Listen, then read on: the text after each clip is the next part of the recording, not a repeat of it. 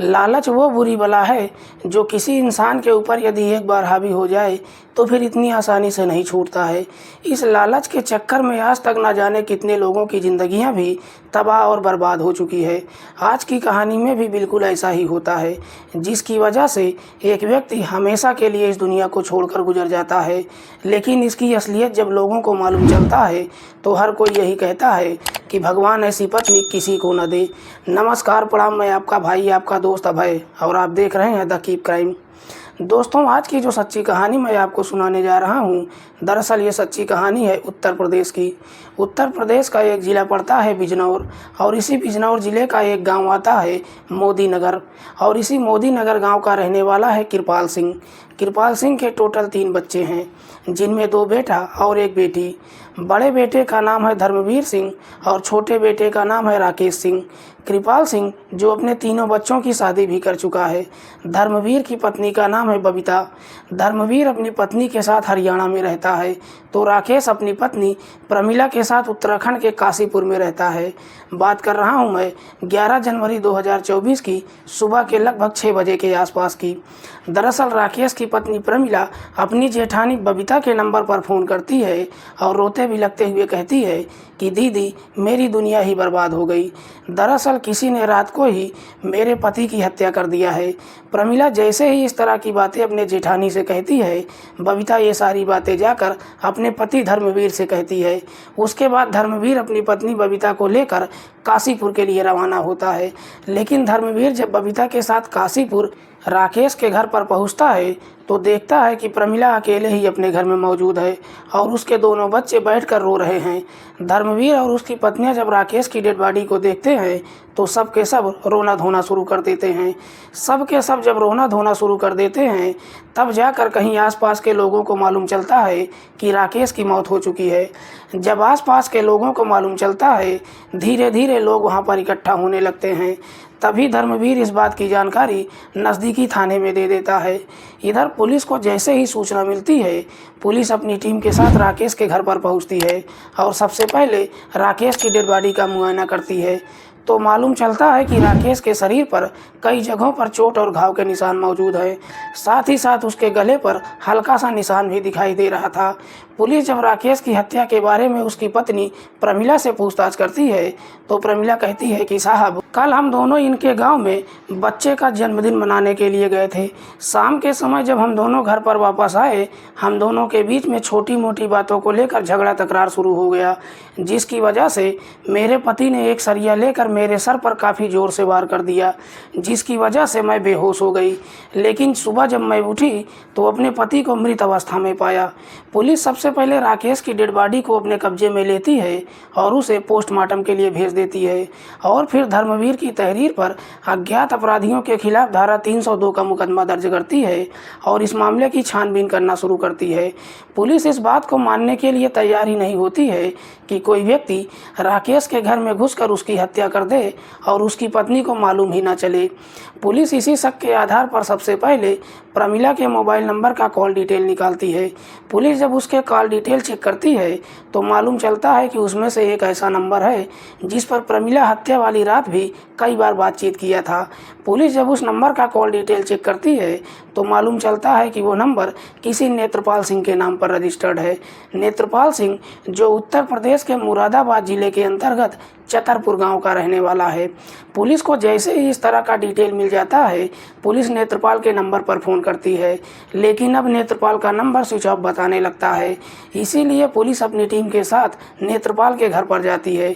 Police जब नेत्रपाल के घर परिवार वालों से पूछताछ करती है तो उसके पिता कहते हैं कि नेत्रपाल 2 दिनों से घर ही नहीं आया है। पुलिस को पूरा भरोसा हो जाता है कि शायद प्रमिला और नेत्रपाल ने ही मिलकर राकेश की हत्या कर दिया है। इसीलिए पुलिस अब प्रमिला को फिर से थाने में बुलाती है और नेत्रपाल के बारे में पूछताछ करती है। प्रमिला कहती है कि साहब, जिस कंपनी में मैं नौकरी करती हूँ उसी कंपनी में नेत्रपाल नेत्रपाल भी सुपरवाइजर है।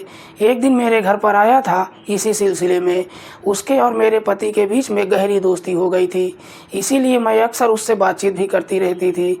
पुलिस को लगता है कि प्रमिला इतनी आसानी से अपना जुर्म कबूल नहीं करेगी, इसीलिए पुलिस प्रमिला के साथ एक चाल चलती है और पुलिस प्रमिला से कहती है कि हमने नेत्रपाल को अपनी हिरासत में ले लिया है और उसने अपना जुर्म भी कबूल कर लिया है। दरअसल नेत्रपाल ने हमको बताया कि तुमने ही अपने पति की हत्या कर दिया है। पुलिस जैसे ही इस तरह का झूठ प्रमिला से बोलती है, प्रमिला तुरंत ही सच्चाई कबूल कर लेती है। प्रमिला कहती है कि नहीं साहब, मेरे पति की हत्या मैंने नहीं किया है बल्कि नेत्रपाल ने किया है। आखिरकार इस केस का खुलासा पुलिस कर ही देती है। लेकिन प्रमिला जब इस हत्या की पूरी कहानी बताती है तो वाकई में कुछ देर तक पुलिस वाले भी प्रमिला की तरफ देखते ही रह जाते हैं। दरअसल इस कहानी की शुरुआत होती है इस घटना से। ठीक लगभग 6 साल पहले राकेश जब प्रमिला से शादी करके अपने घर लेकर आता है। प्रमिला के पिता का नाम है देवेंद्र सिंह, माता का नाम है मूर्ति देवी। देवेंद्र सिंह जो रेहड़ थाने के अंतर्गत देहला गांव का रहने वाला है। प्रमिला अपने माता पिता की इकलौती संतान है। राकेश जब प्रमिला से शादी करके अपने घर पर लाता है, कुछ दिनों तक खुशहाल तरीके से जीवन व्यतीत करता है। लेकिन प्रमिला के पिता देवेंद्र सिंह जिस देहला गांव में रहते हैं, दरअसल ये गांव काफ़ी बदनाम है, क्योंकि इस गांव की काफ़ी महिलाएं देह व्यापार के धंधे में लिप्त हैं। इधर देवेंद्र सिंह जैसे ही प्रमिला की शादी कर देता है, उसके कुछ ही महीने के बाद उसकी मौत हो जाती है। इसीलिए देवेंद्र सिंह की पत्नी मूर्ति देवी अपनी सारी ज़मीन जायदाद बेचकर उत्तराखंड के काशीपुर में चली जाती है और फिर काशीपुर में ही एक प्राइवेट कंपनी में नौकरी करने लगती है। हालांकि इस नौकरी से मूर्ति देवी कुछ ज़्यादा पैसे नहीं कमाती है, इसीलिए अपना जीवन बेहतर तरीके से गुजारने के लिए मूर्ति देवी इसी काशीपुर में देह व्यापार का धंधा शुरू कर देती है। मूर्ति देवी के अंडर में काफ़ी सारी महिलाएं होती हैं, जिनको मूर्ति देवी फ़ोन के जरिए हैंडल करती है, जिसकी वजह से मूर्ति देवी अच्छा खासा पैसा भी कमाती है। इधर मूर्ति देवी जब अपना जीवन बेहतर तरीके से व्यतीत करने लगती है, जब उसकी बेटी प्रमिला अपनी माँ की लाइफ स्टाइल को देखती है, तो वो भी अपने पति से कहती है कि हम भी उत्तराखंड के काशीपुर में चलते हैं। काशीपुर जाने की जब बात कहती है तो राकेश वहां जाने के लिए तैयार ही नहीं होता है। लेकिन प्रमिला जब अपनी जिद पर उतर जाती है तो राकेश भी प्रमिला की बात मान लेता है और आखिरकार एक दिन राकेश अपनी कुछ ज़मीन बेचकर प्रमिला के साथ काशीपुर में चला जाता है। राकेश इसी काशीपुर में ही एक प्राइवेट कंपनी में नौकरी करने लगता है, तो वहीं उसकी पत्नी प्रमिला भी एक जूता फैक्ट्री में काम करने लगती है। तब तक राकेश के 2 बच्चे भी हो जाते हैं। राकेश अपने दोनों बच्चों का दाखिला स्कूल में करवा देता है। इधर प्रमिला जिस जूता फैक्ट्री में नौकरी करती है, वहीं पर प्रमिला की मुलाकात नेत्रपाल से होती है। नेत्रपाल जिसकी उम्र है लगभग 26 साल के आसपास, जो कुंवारा है। इधर नेत्रपाल जब प्रमिला को देखता है तो उसकी खूबसूरती को देखकर उसका दीवाना हो जाता है और फिर प्रमिला के नज़दीक जाने के लिए अक्सर उससे बातचीत करने लगता है। बातचीत करते करते आखिरकार प्रमिला और नेत्रपाल के बीच में अवैध संबंध बनना शुरू हो जाता है। दोनों के बीच में जैसे ही अवैध संबंध बनना शुरू हो जाता है, इसके बाद प्रमिला भी अब नेत्रपाल को अपने घर पर ही बुलाने लगती है। एक दिन राकेश जब अपने घर पर जाता है तो अपने घर में ही नेत्रपाल को देखता है, तो उसके बारे में अपनी पत्नी प्रमिला से पूछताछ करता है। लेकिन प्रमिला काफ़ी शातिर तरीके से अपने पति से झूठ बोल देती है। प्रमिला कहती है कि नेत्रपाल मेरी कंपनी में सुपरवाइजर है और इसी इलाके में यह भी एक प्लाट खरीदना चाहता है, इसीलिए मैंने इसको प्लाट दिखाने के लिए बुलाया है। प्रमिला जब इस तरह से अपने पति से झूठ बोलती है तो राकेश भी अपनी पत्नी की बातों पर भरोसा कर लेता है। उसके बाद नेत्रपाल और राकेश के बीच में दोस्ती हो जाती है। तब तक नेत्रपाल को मालूम चल जाता है कि राकेश शराब का आदी हो चुका है। उसके बाद नेत्रपाल जब भी प्रमिला से मुलाकात करने के लिए उसके घर पर जाता है तो अपने साथ शराब की बोतल भी लेकर जाता है। दोनों एक साथ बैठकर शराब पीते हैं, लेकिन नेत्रपाल अपने षड्यंत्र के तहत राकेश को ज़्यादा मात्रा में शराब पिला देता है, जिसे पीने के बाद राकेश काफ़ी नशे में आ जाता है।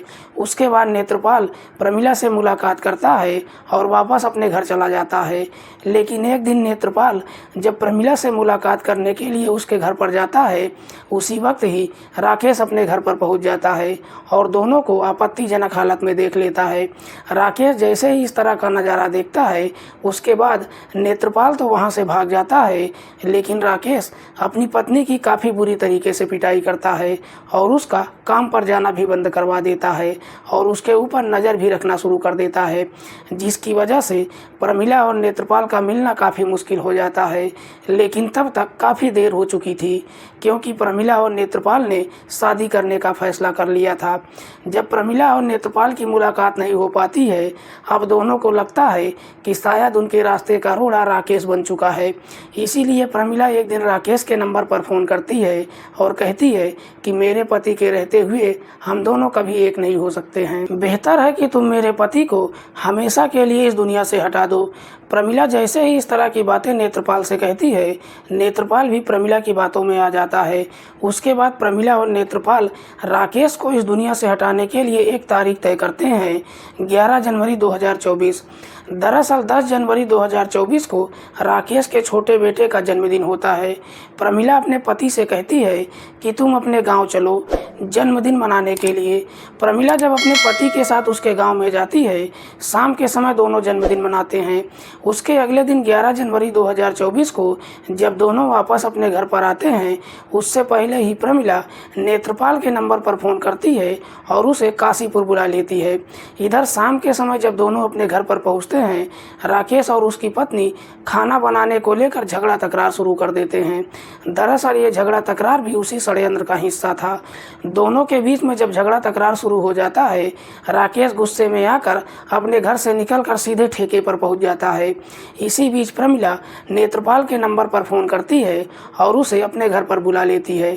थोड़ी देर के बाद जब राकेश घर पर आता है और अपने सामने जब नेत्रपाल को देखता है, तो उसका गुस्सा 7वें आसमान पर पहुंच जाता है।